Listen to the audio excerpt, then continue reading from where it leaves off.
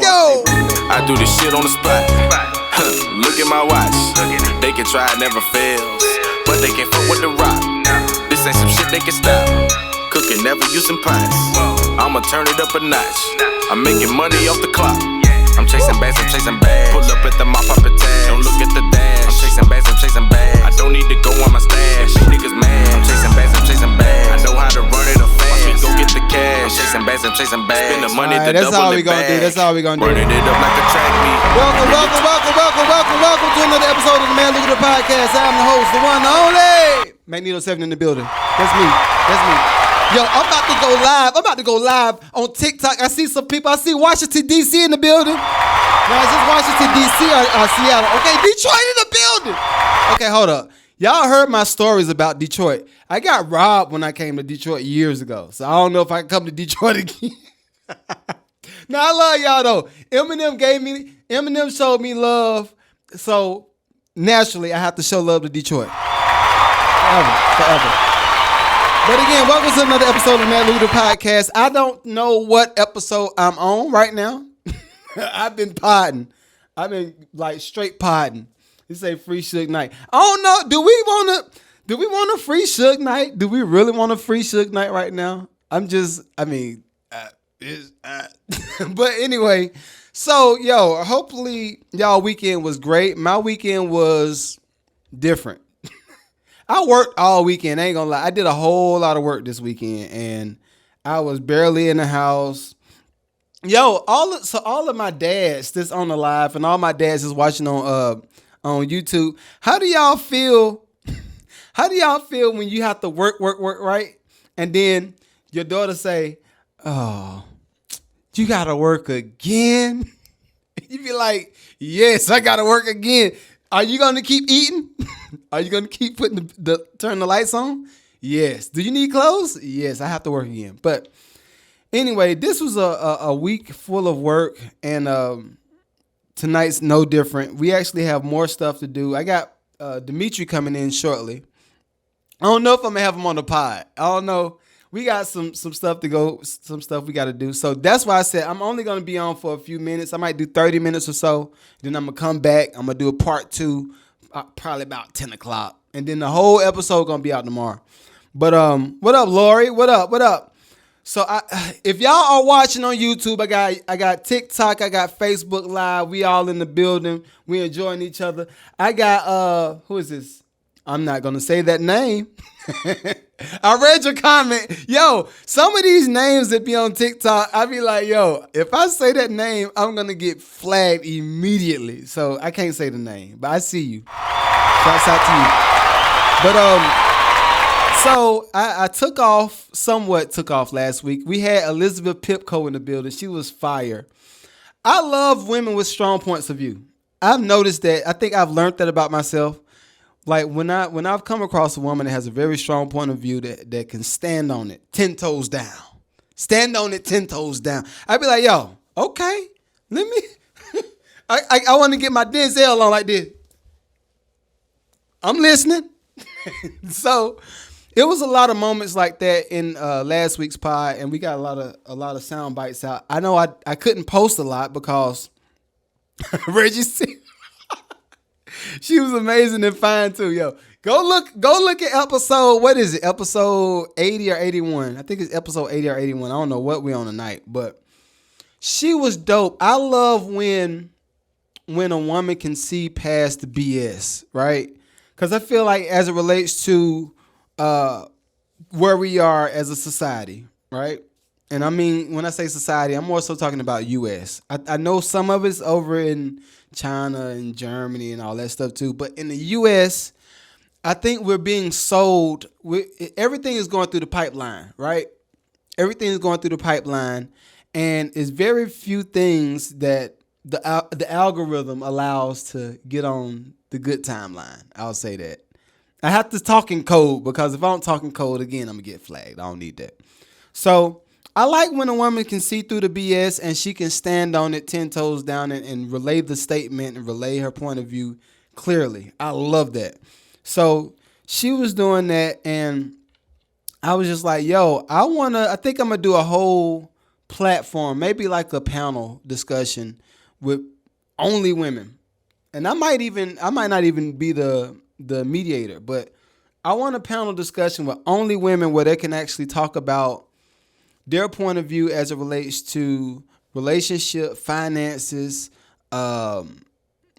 business, culture. I want that. And when I say different women, I'm not talking about all black women. I want white woman. I want a Hispanic woman. I want a Chinese woman. I want all of that. Because I think what happens is in our spaces, we get a whole lot of people that have points of view, but it's like from a very skewed standpoint. It's not a wide and broad point of view.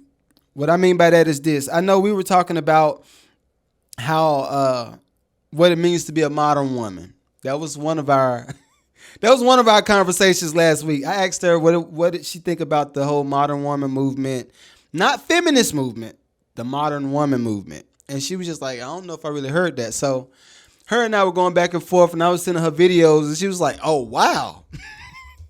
I didn't know that y'all did that. And I'm like, yeah, that's what happens in the black community. And I said, I don't know how many white women do it, but in the black community, this is some of our issues.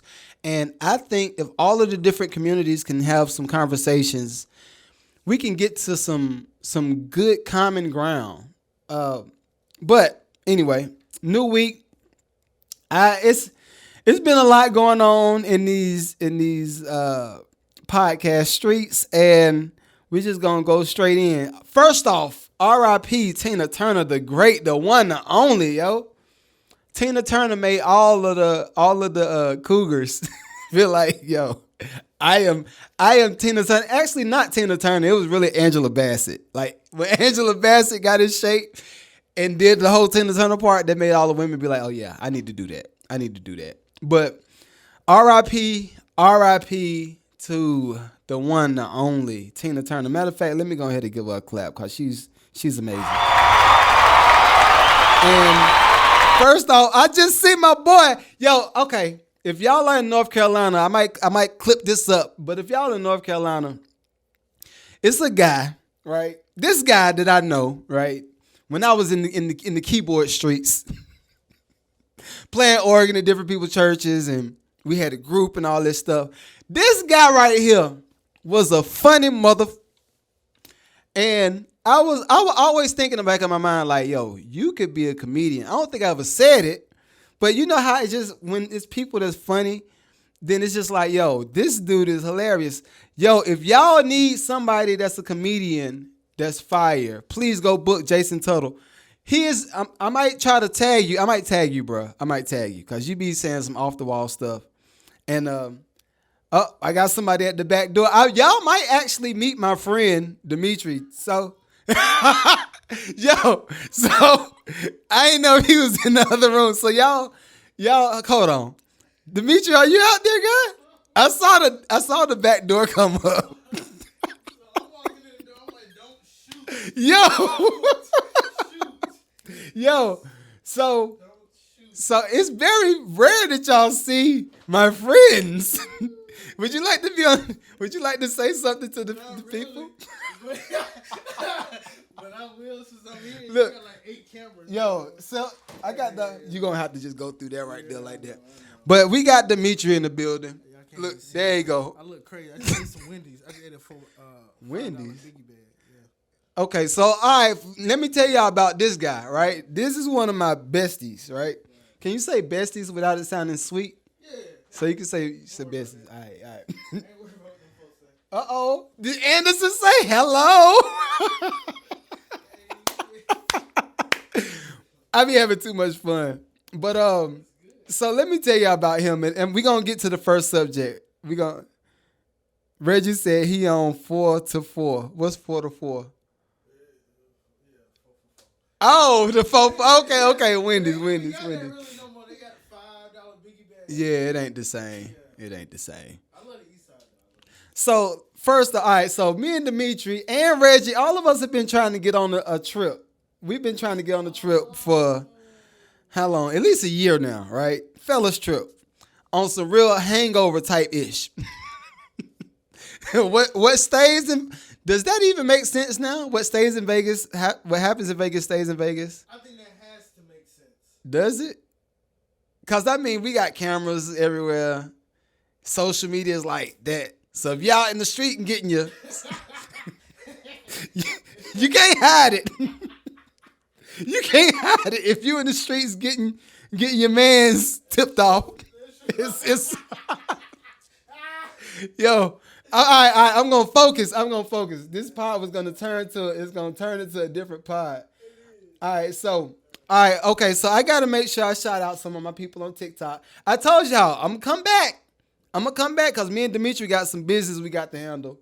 And no, we do not sell drugs. I'm just gonna let y'all know that it is not drugs. It is actual legal business.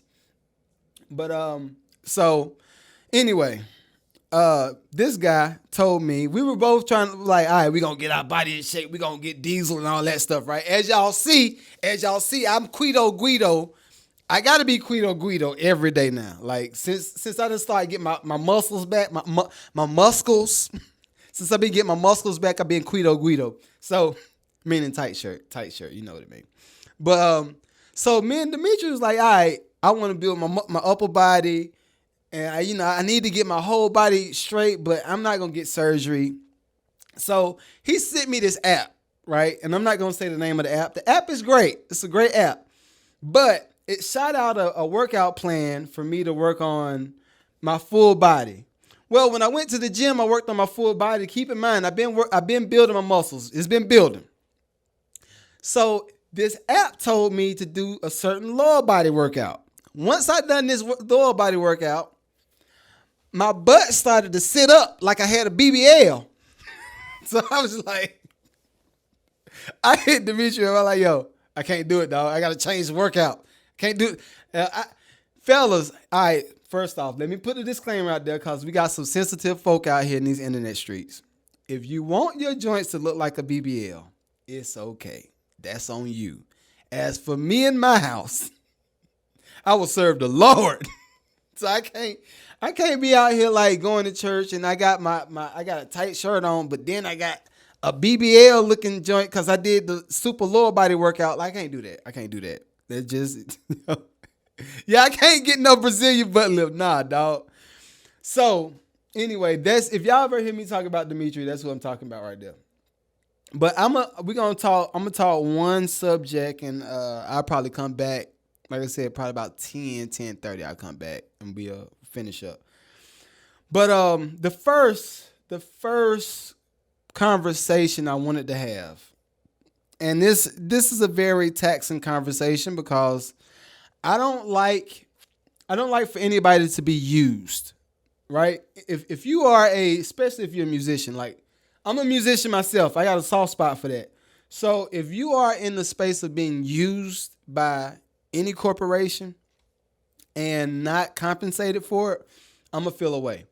So, and I'm gonna look up because I want to make sure I highlight the woman who this was singing on the subway. Did you see that clip, Dimitri? No. Okay.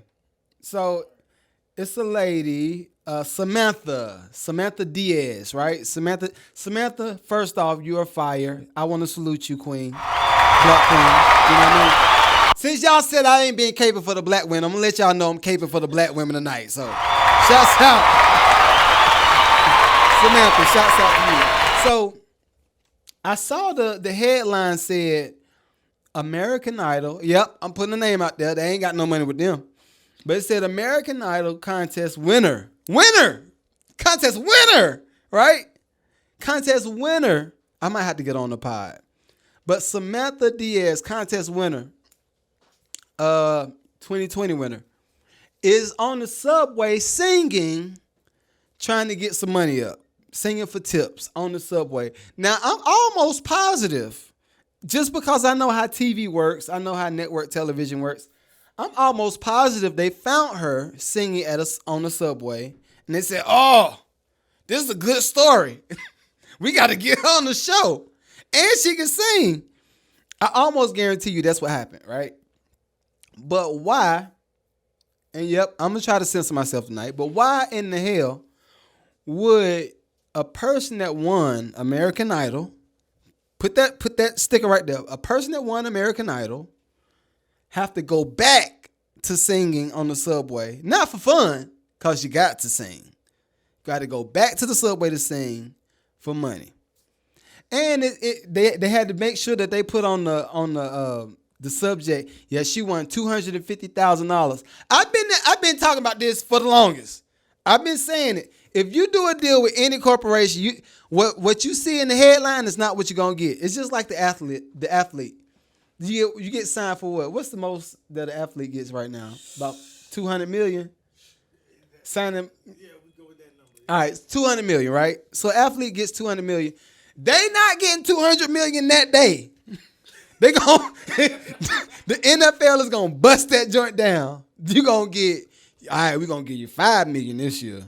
And man, actually, that $5 million you're gonna get bust down per game. Every 2 weeks, you get a paycheck every 2 weeks. Right? Every 2 weeks. So I don't like how just network television that has these shows boost the artists and make them think that they're getting to the promised land of being a musician, which is the real highlights. Singing at the gospel would be the Dove Awards. For pop people would be the CMAs. Now it's the Country Music Awards. But anyway, don't give them this false pretense of thinking that they done made it and they got to go back to singing on the subway. Because I almost guarantee what's probably happened. They say, all right, we're going to give you a signing bonus. We're going to sign you to a deal for $250,000. Out of this $250,000, we're going to give you $50,000 up front. Now, what you got to do is go to this label that we just built and we made up because we just felt like doing it. You're going to go to this label that we just signed under this big conglomerate and see what you come up with. But while you're doing that, stay hot on the internet because we got to have a fan base to market to. You can't live off of just the American Idol brand alone, right? But we ain't going to talk about how she had to probably give up her whole life for about 60 days. What happened if, let me ask my my off-camera talent. What happens if you don't show up to your job for 60 days, Dimitri? What happens? You ain't got a job. You don't got a job. You don't got a job. So I'm like, yo, don't have people uproot their whole situation and you say, well, this is your only chance. This is a once in a lifetime chance to make it. I'm going to put you on TV. You're going to see the lights, the cameras. Oh, you see the wardrobe over here? Oh, you got makeup? We got hair for you? Girl, you about to be the new Whitney Houston. And then they say, all right, show's over. We made our money. Go ahead, kick bricks. Listen, that's exactly what they're doing. So I know I have a few industry friends that follow the pod. They'll text me about certain things that I've said and they say, well, that's not true. I'm like, all right, come on the pod and talk about it. You don't want to do that. So y'all just hear me right now. But yo, artists, we're not running to the chain and we're not running to the rope on the ceiling. I'll let y'all fill in the blank. We're not doing that. Brittany, what up? What up? That's one of my favoriteest cousins. Brittany always comes. I need Brittany on the pod. She always will come with the smoke. I didn't know that my family had the smoke like I have the smoke, but she has the smoke and I love it. But so me and Dimitri have some things to do. I will be back at probably about 10:30, maybe 11. So please, did she fumble the bag is what Reggie said. I don't think she fumbled the bag. I think that when it comes to these 360 deals that all of the network television shows kind of pattern their deals after, I think they intentionally kind of put benchmarks up so they see if the artist will do the extra work to get hot or stay hot. And then they say, okay, well, shoot, since she done made it, like, case in point, if I give you a deal, right? Say I give you $1 million deal. Out of that $1 million deal, I'm gonna give you 20%, $200,000, right? So you get $200,000 up front, and I say, all right, Go be great. Go make something out of yourself. Go book your own tours. That's how it works. Go book your own tours. Find your own band. Find your own wardrobe. Find your own transportation. You go do that with this $200,000 I just gave you. Now, if you come back and you done flip that $200,000 into $400,000, then I'm gonna spoon feed you another $200,000 out of the $1 million deal that I gave you. But my point is, why even take the deal in the first place? Like, if you take some time, build your credit up, get some good credit, go get a loan from the bank. Lil Russell done showed y'all. I had him on the pod too. He done showed y'all all the game. Go get you a loan from the bank with your credit. The interest rate's gonna be cheaper than what the label's gonna charge. Pay the loan back, get yourself another loan, and just keep flipping it. Flip up to the $1 million. And guess what? At the end of it, you own everything. You don't have to share with nobody. But on these shows, that's the hidden factor. They're not gonna showcase that. They're gonna just say, well, before you came to us, y'all know the rest, fill it in. Before you came to us, you were nobody. We made you. We made you something. So I don't think she fumbled the bag though, Reggie, to answer your question. I honestly feel like it's like a predatory way of doing deals. Another example before I stop. If it's in our world, right, Reg, in our world, if we went back and forth with the investor and said, all right, we found this property over here for $100,000, which is cheap. It's hella cheap right now. Well, we found this property for $100,000. Right now, we can put $15,000 into the repairs. After we bust it down and we sell the house for $300,000, y'all can walk away with whatever y'all put in, and we walk away with the extra. But that's common in the real estate world. As it relates to the music world, it's common to get got. It starts early too, like this. Yeah, I need y'all to come play at this service. I need y'all to come play at this service, and I'm gonna pay all y'all. What was the price back in the day? About $75 or $100? So I came after that. Okay, so about $150. Yeah. About $150. That was the going rate across the board. All right. Yeah, 100, 150. All right, so I'm gonna go do this. I'm gonna come do this church gig for $150, and I'm gonna make sure y'all. I'm gonna take care of you, doc. This. If you get that, because normally you would get a dinner, you would get a chicken dinner, you would get a 4 for 4. Listen, I'm sorry. I know all y'all. Whoever's watching on YouTube is probably like, who's talking in the back. I'm sorry, y'all, but that's Dimitri. Y'all saw him earlier, but so it's the same thing in church world. Like, doc, I'm gonna take care of you. Just come on, play at the service, and then what happens? The musicians be sitting on the first row, waiting. And what we're waiting for was the deacon to go in the back to count the money that they collected for the night to see if they can cover the bill. Right. It started then. So if you go to actual music business deals, we were trained. Cause that's what we do in the music business. They say, all right, we need a hit. Give us a hit record. Just give me the fire. Give me all the fire. So us producers and musicians gonna go in the studio. We're gonna try to, hey, look, we need some fire. We're gonna come out with 30 songs that night. Right?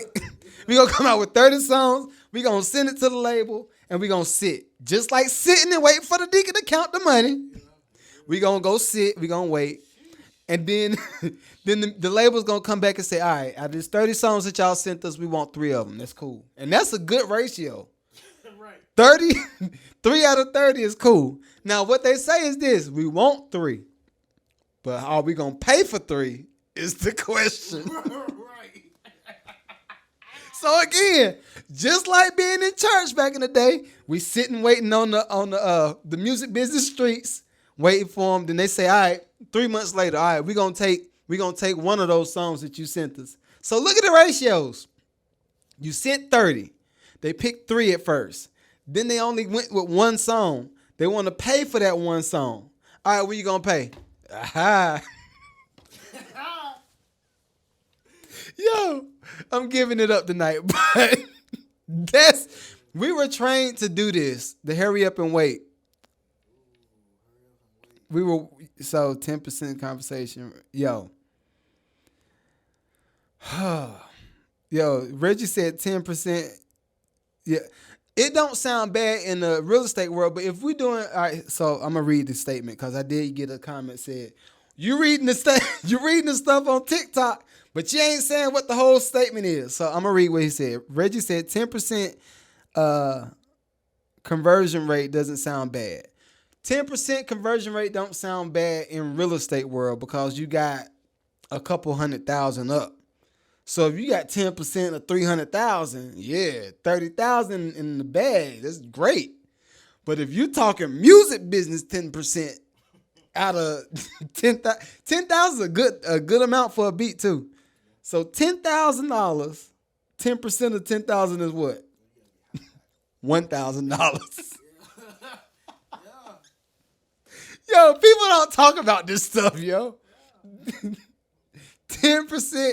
And then look, don't have a manager that's actually known. The manager gonna hit you for 20, 25%.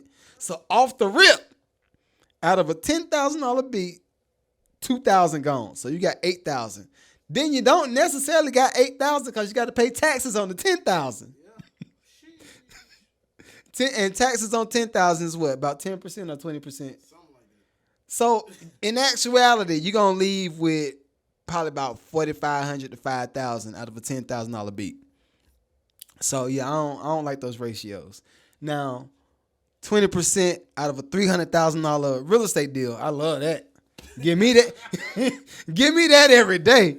Or 10% out of a $500,000 deal. That's a salary. That's a year's salary for one deal. That's the ratios I like. But so, where did I leave off? So everybody that was here earlier, we're going back. I'm going back to some more artist news. We're still on artist news. Ashanti, what up? So I'm going to take a little bit of second. I'm going to shout outs to everybody here on TikTok, everybody on Facebook, everybody just showing some love. Thank you for the follow, Matt. Shouts out to you, yo. Keegan, what's up? Jared, what's up? Or Gerard.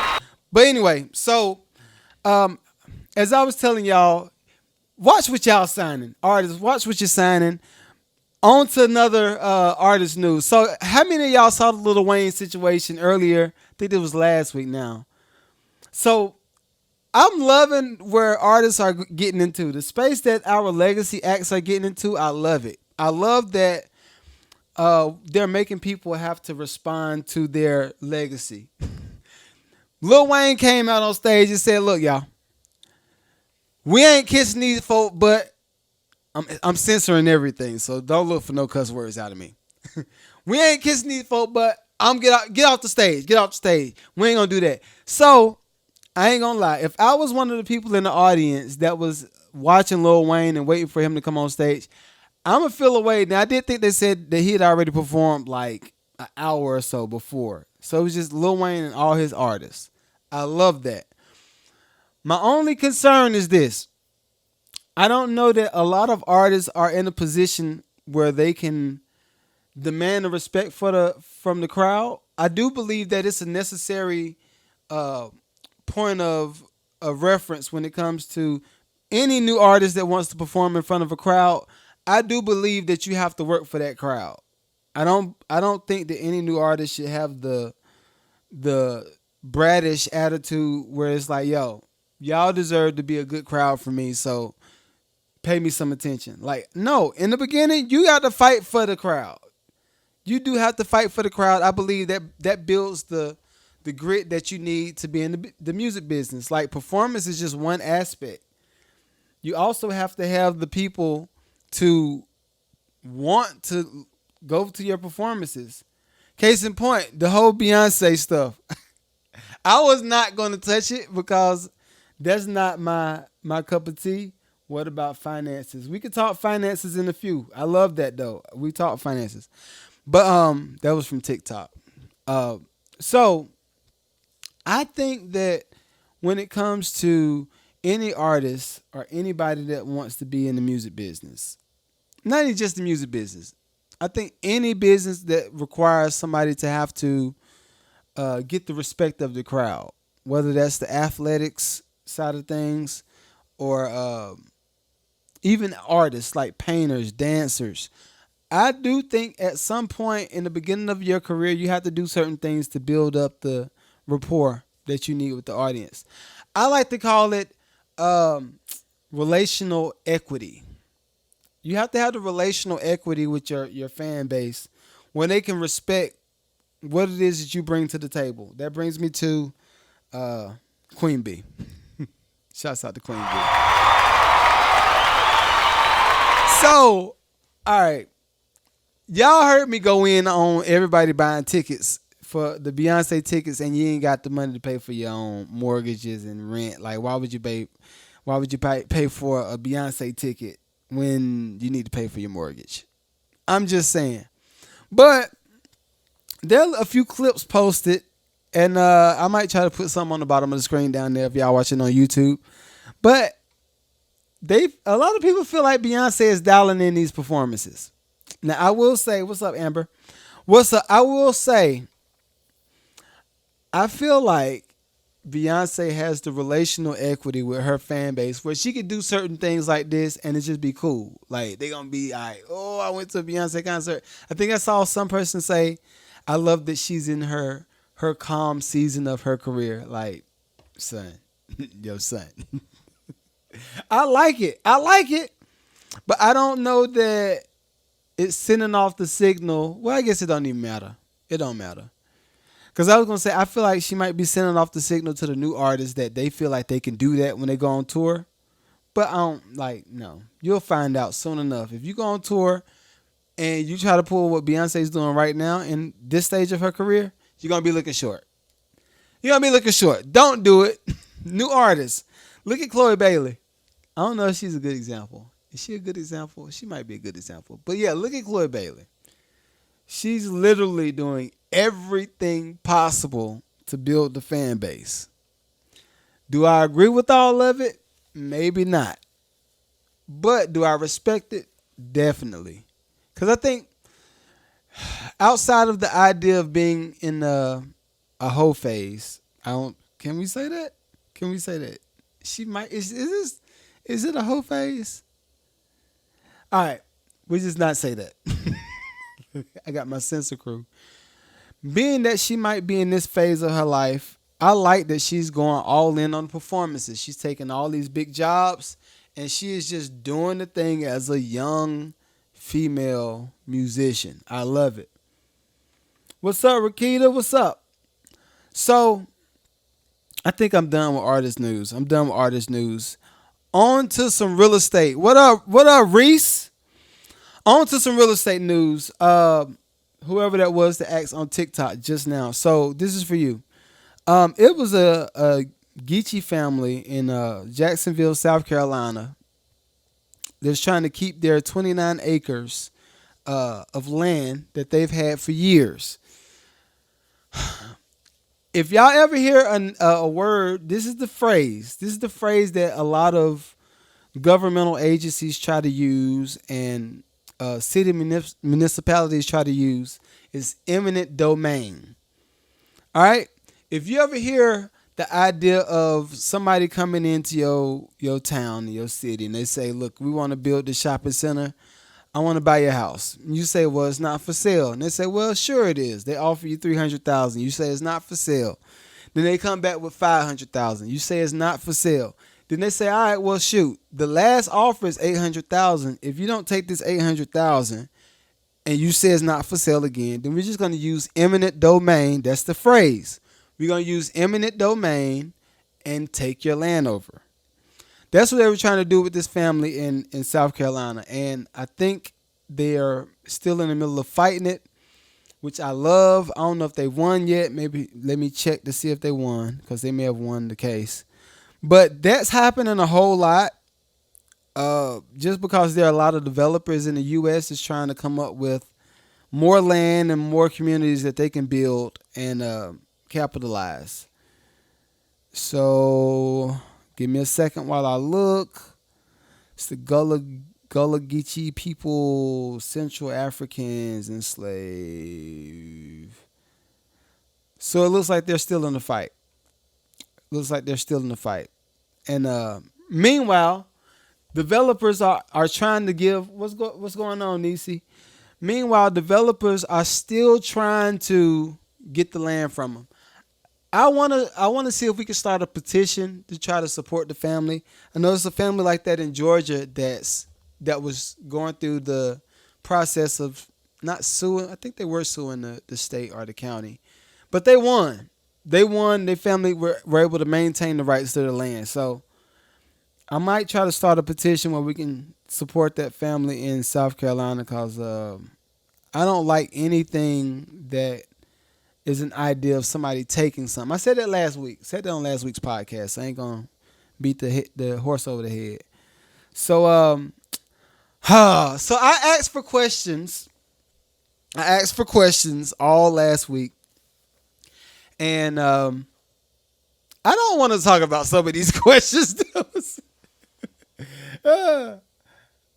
Right. All right, so one of the questions I got in last week from one of the listeners was, what's happening to black men? I think I might make this might be my last episode where I'm actually talking about any of this type stuff because I want us to elevate our conversations. All right. But they said, what's happening to black men? My response is, or was, when you say what's happening to black men, are you speaking of the social environment of black men? Are you speaking about our finances? Are you speaking about our relationship history? Are you speaking about the relationships that we have with each other? Like, I don't really understand what the question was, but I'll expound on what I think you meant. So, I think at this point, a lot of black men, what's going on, Julia? I think at this point, a lot of black men are in the space of rewriting their family's history. Because some black men are like me, were the first college graduate of their family. Some of them are the first ones to touch six figures and seven figures and, so on. And the difference is with the black man, I'll say that. The difference is with the black man, we have not been presented with the full blueprint. When I say that, I'm talking about the blueprint that fits not only our lifestyle, not only gives us something to aim for, but the management of the lifestyle after you've acquired the resources or the relationships. Let me expound. I think what happens is, in black guys, let's use the stereotypical dude, because I think the U.S. black men or the U.S. women like to use that example. So let's use the U.S. black man average, right? We grew up single family home, strong black mother, gets us through school, got some of us through college, got some of us to pro football, pro basketball. And the whole time during that process, we never learned how to cultivate certain relationships. So what happens is when they get into a jam, i.e. John Morant, you don't really know how to manage certain, I got to use my words good. You don't really know how to use certain opportunities. I'll say that. If you don't know how to use the opportunity and you don't know how to actually manage it, then you're going to do random stuff like going in the club and show your gun and you do all that. And it's just weird. Weird energy. Because from somebody that's not lived in the hood, as I've heard, he didn't grow up in the hood. Somebody did not grow up in the hood, and your family probably spent a good amount of money to get you through AAU basketball and help you get through college and all that stuff. For you to do this now, that you have this big opportunity called the NBA, it's just weird. It's weird, but it's not weird if you break down the analysis or the analogy of a black man. If you're the first at doing something, I think, let me see, who could we use? What white dude could we use? I think that's the best example. For us to be able to use a white guy, we might have to go all the way back to the 1700s or the 1800s. And they be the first one to do something, right? The first one to write something into laws. The first one to write something into the history books. The first one to start a college organization, a Harvard, a Yale, Stanford. The first ones to do it, right? And then now you develop that into where we are now. We are, let's look it up. Let's look it up.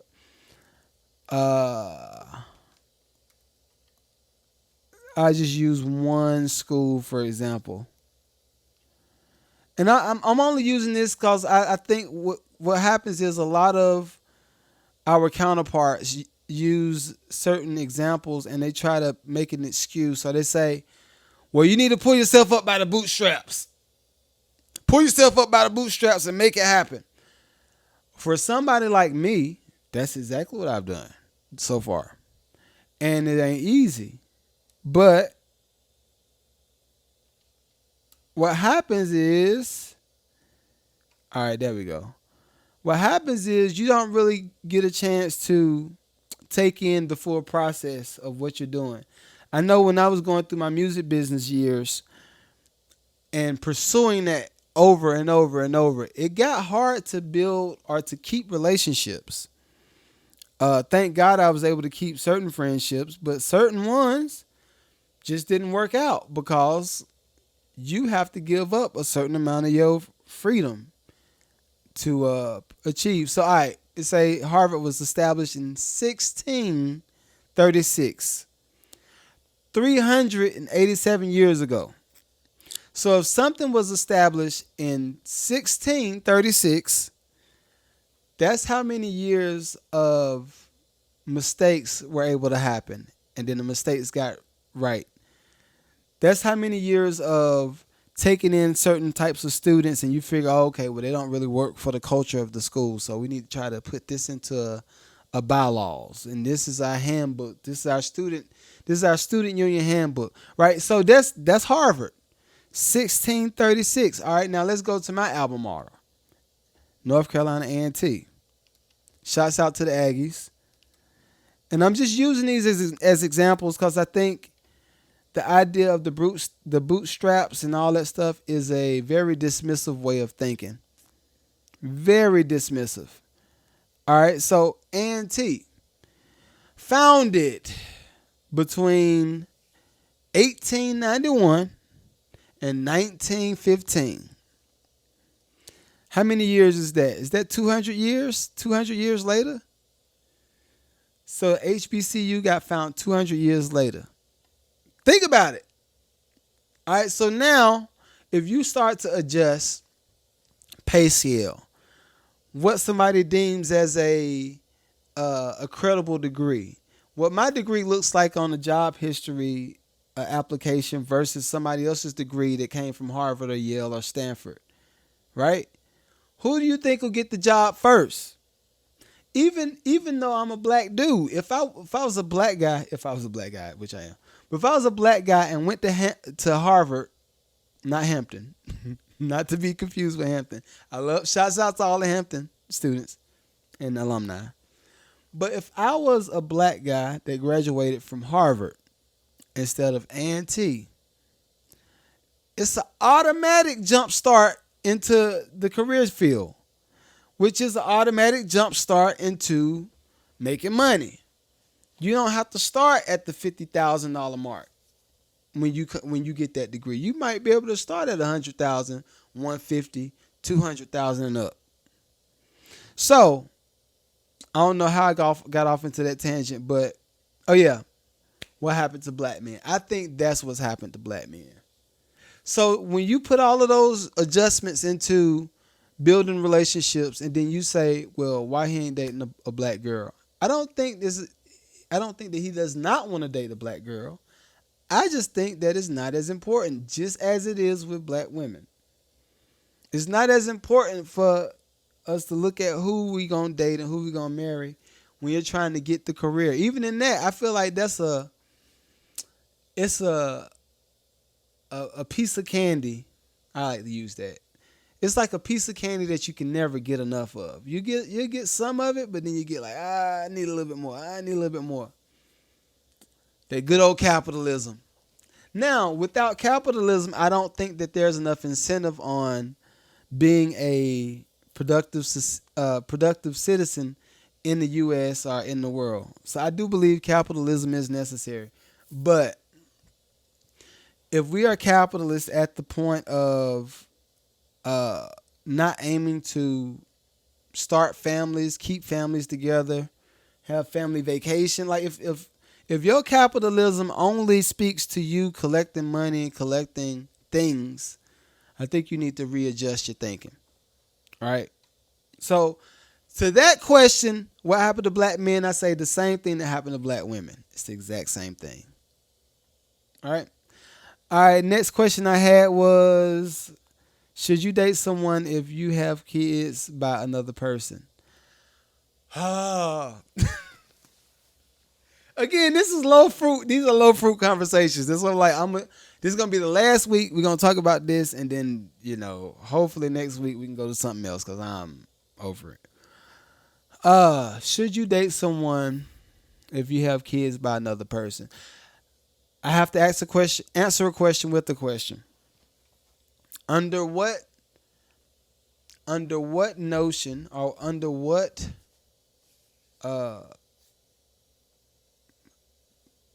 I gotta use my words good. What makes you feel like you have to go date another person if you have a kid by another person? That's for one, right? So if you broke up with I hate to say it because it sounds hood, but if you broke up with the baby daddy, for lack of better words, if you broke up with the baby daddy and you say, I'm lonely, I feel lonely right now, and you have a kid that's brand new, like 2-3 years old, I would first suggest that you go back to the baby daddy and try to build a relationship with him first. Try to build that relationship, because when you bring the kid into the world, yes, it's not about you. It's about your kid. But not only about your kid, it's about the person that you are offering to society.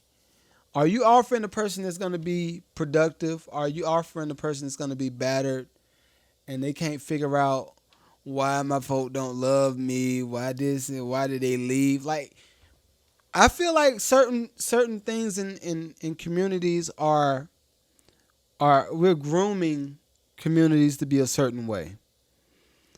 Right? I don't feel like it's necessary for a person to stop dating or to stop even being married if you don't like a person. If you don't like a person, that's not a good enough reason. I think you should figure out why you don't like the person. Start to analyze the whole situation. Better yet, do this before you had a kid. I can't remember what I said to the person. I feel like I responded to this question on my inbox. On my stories. But the weird idea, right? If you find a girl or you find a woman that does not want to date the child's father, ask why. Ask questions. I guarantee you, if you ask questions and she gives you certain answers, it'll tell you why you don't want to deal with her. Same reason why a woman would want to deal with the dude that's just having babies everywhere. But although that sounds like a foreign idea, that's kind of been the norm. So it's just like, but yeah, go try to build a relationship with that child's father. That's what I would say. Think I did it. All right. I think we're out of the slut news. Yo, I like meaningful conversations. I think what's happening right now is social media is feeding so many different people low-hanging fruit conversations where it just kind of keeps you stagnant. And I only know that because I ain't turned my sign back on. There you go. I ain't have my sign back on. But I feel like the low-hanging conversations keep people stagnant. It don't make you aim for nothing. It just makes you very complacent. Like if you crowd your space with, let's take food for example. I love this example because I've been there. So let's take food for example. If you're used to eating Snickers, Krispy Kreme, energy drinks. I'm naming all the stuff that I used to eat.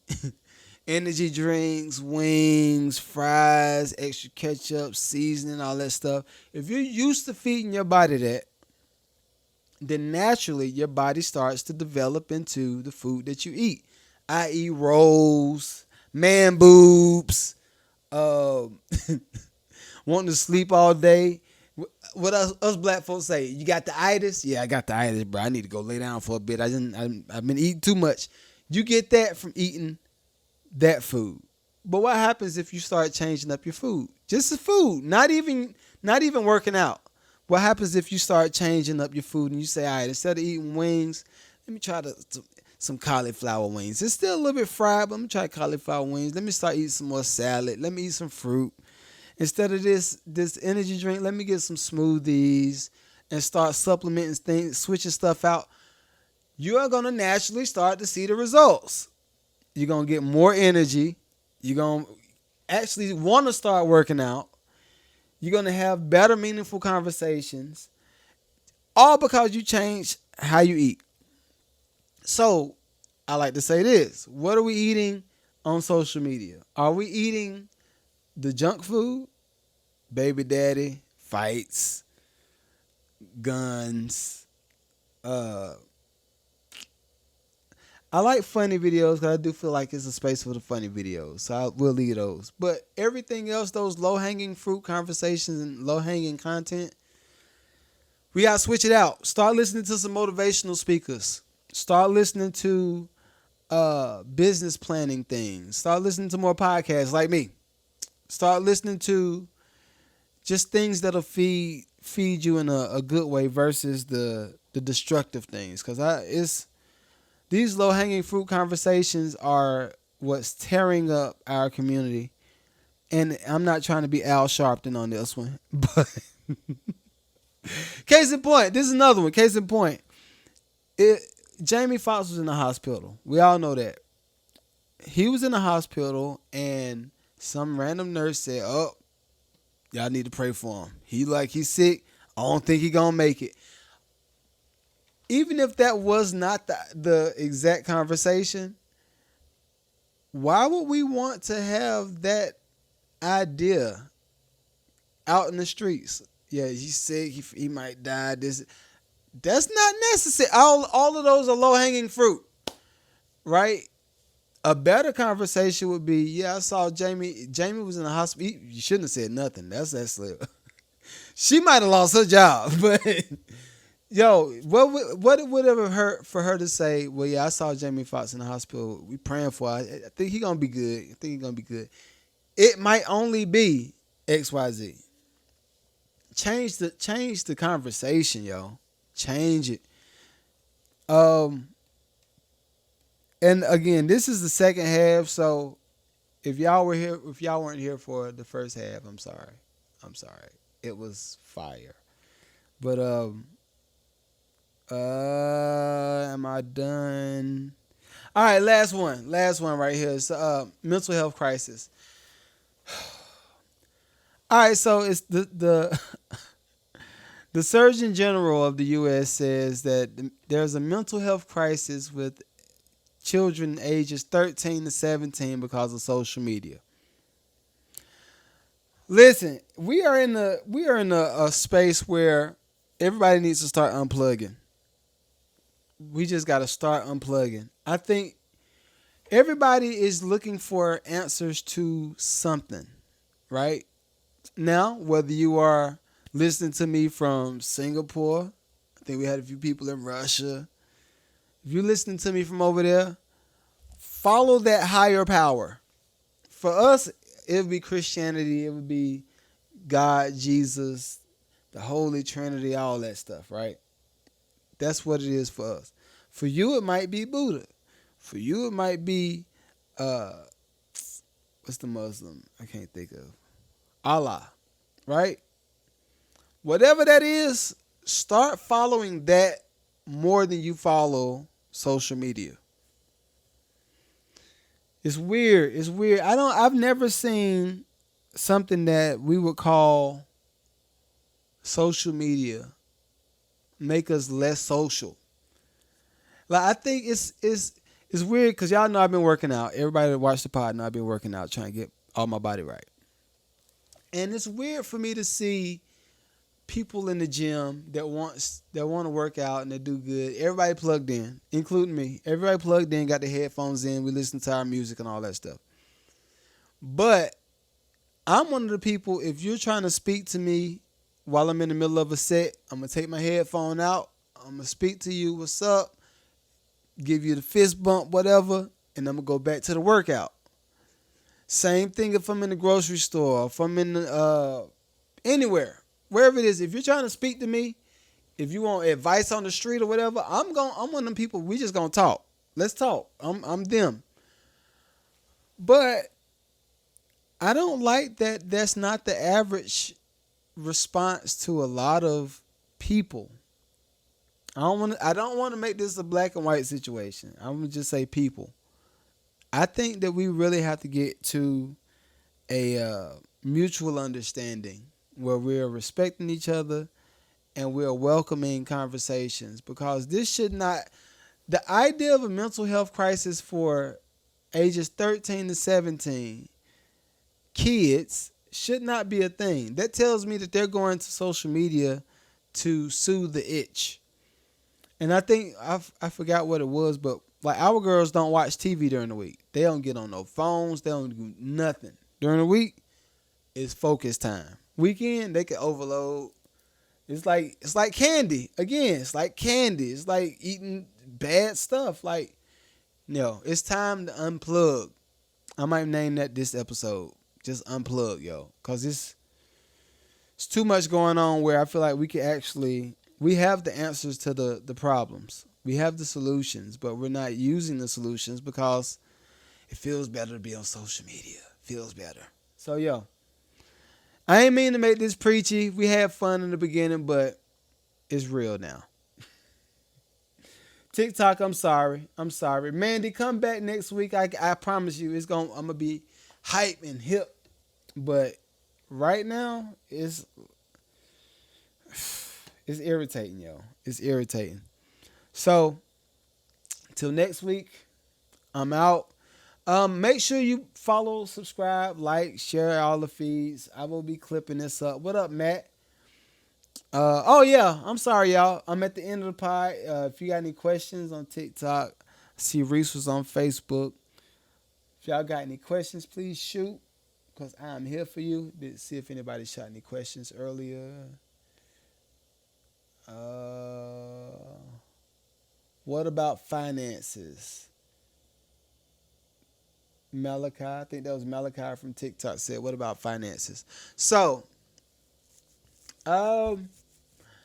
if you want one piece of financial advice, and I'm not a financial advisor, I'm just telling you what I would do. I have to add that in there because I ain't trying to get sued. But it's different levels to it. As it relates to finances, it's different levels to it. So let's start on the bottom level, right? Because I got a lot of people that's 18 to 25 following the podcast. So if you're a male or female, 18 to 25, that should cover everybody. Male, female, trans, whatever you are, should cover everything. If you are at the bottom level of just starting your financial journey, I say learn certain skills that will pay a decent amount of money.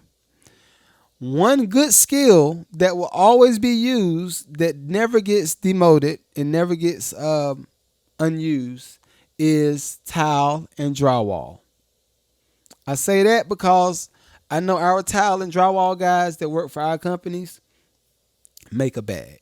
They make a big bag. I think one development, we talked about this on the pod too before, but I think one development they were getting like 115,000 for a few houses to do the tile work. So learn a skill. That's one. Learn a skill that people will need. Now, I know automatically we want to go to medicine, we want to go to being a lawyer, we want to go to all of this fancy stuff. But if you're at the bottom and your family ain't built like that just yet, you the first generation, learn a skill that's going to pay. So that's one right there. Tile, drywall. Learn how to do that. Master it. If you don't know how to do it yet, go on YouTube. Start practicing. Get a piece of drywall, put a hole in it, and see if you can make the hole disappear. Once you do that, start a handyman business. Your handyman business might pay you $50 an hour. How many jobs you know are going to pay you $50 an hour? Off the rip. And let's do the math. Y'all know I love my math. So let's say you worked on a hard week, because if you're at the bottom level, you shouldn't be working under 60 hours a week. 60 hours is the minimum at the bottom level. So let's say 60 hours a week and you're making $50 an hour. So you're making $3,000 a week. $3,000 a week. Working 60 hours. $3,000 a week. Now you bust that down, you go ahead and do that joint 4 times, you making $12,000 for the month. You bust that down again, you go ahead up, you making $144,000 for the year. Tile and drywall. Now, if you look at the average doctor salary straight out of school, let's see. I love these numbers. Average doctor salary, and we're going to do Georgia. So the average doctor salary in Georgia starts at $130,000. So I'm telling you, you could be making $144,000. What's that? $14,000 over what a doctor is making, and they went to school for 8 to 10 years. Fast track it. That's why I say learn a skill that'll pay you what you need to make. Once you get to the point of making some good income, now I'm gonna start it's time to start looking at diversifying your money. Start to protect your money.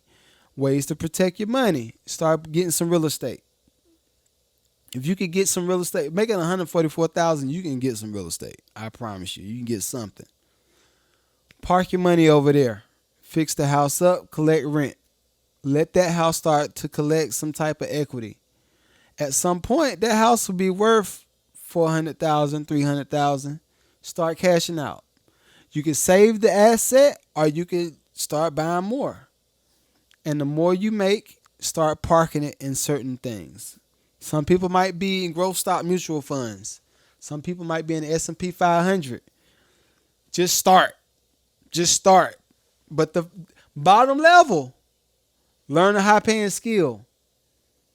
Now, for me, I learned drywall. I learned tile. I learned light electrical. I learned plumbing. And I kind of stopped right there because I started hiring people to do the work. So it's like, this on y'all. I'm going to pay y'all to do that. And then you get at me and I'm going to pay you. But, yeah, learn a high-paying skill.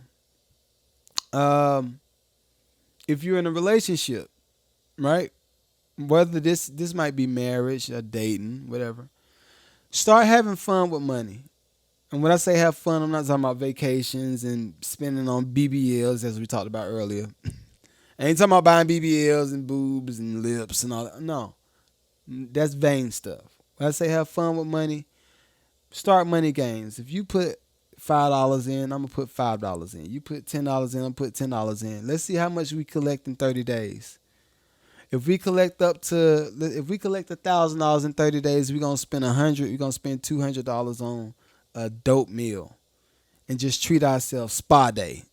Just do something fly. That's a reward for ourselves. That's a money game, right? The more you do that type of stuff, the more you'll start to be incentivized to save and to do the right thing with your money. Because it's easy to blow it. Trust me, I've been there. I have blown some bread. I've been there. But, yeah, high-paying skill. Start fun money games if you have a partner. If you're by yourself, incentivize yourself by, I think I had 50 on my marker. But by 50, I wanted to make sure I wanted to be able to afford a $10 million house. Afford a $10 million. Don't mean I'm going to buy one. I might stay in the house that I got.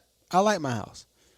But I could afford a $10 million house. And if I can afford a $10 million house, then that means I can do that many other things for other people. I can be that more generous. I can have fun. Do other money games. Let's see if we can tip this waitress $300 when we go out to eat. I got friends that's done that. And when the feeling that you get when you see a waitress get a $300 tip or even a $100 tip, and your food wasn't nothing but $20 or $30, yo, it'll break you down. But that's the type of stuff that I feel like is missing. That's the missing ingredient when it comes to what's going on right now in social media. That's why I love Mr. Beast. I love Mr. Beast. Generosity. Maybe it's some of it is like a form of me feeling like I'm buying my way into heaven, which I know is not possible. But it's like, yo, this little down payment. It's a little down payment on getting in heaven. Let's see. I'm black and someone at school called me a basketball American. What's that mean? I don't get that. I don't get. Was it a joke? Was that a joke, bro? Or is that serious? Because if it's serious, I want to make sure we address that. I already spoke to you, Rakita. All right. Malachi, I talked to you already. King, I talked to you already. All right. So that's it, yo. It's been real. Y'all see me on live. Come holler at me. Holler at me. I'm here. All right, and this episode will be out tomorrow. So please make sure y'all come through. For the person that said something about my shirt, yes, I'm Guido Keto. Call me Guido Keto. All right, till next week. Peace.